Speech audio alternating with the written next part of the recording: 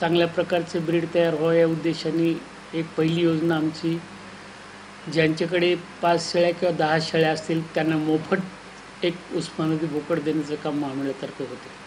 त्याच्यामध्ये कुठल्याही जातीचा निकष नाही आणि अशा पद्धतीनं चांगल्या प्रकारे 2 वर्षे त्यांनी तो बोकड सांभाळून जास्तीत जास्त चांगले पिल्लं तयार करावं हा त्याच्या पाठीमागचा उद्देश आहे. दुसरी योजना आमची मागासवर्गीय या लोकांसाठी 10+1 योजना, ज्याच्यामध्ये 75% त्यांना सबसिडी आहे. अशा प्रकारची 10 शेळ्या + 1 बोकड अशा प्रकारची योजना पूर्ण महाराष्ट्रात आम्ही राबवतो आहे. त्याचप्रमाणे हे झाले मागासवर्गीयासाठी.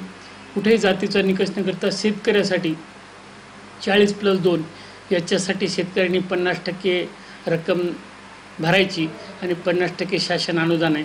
अशा प्रकारची योजनासुद्धा महामंडळ आणि शासन या दोघांच्या मार्फत राबवली जाते.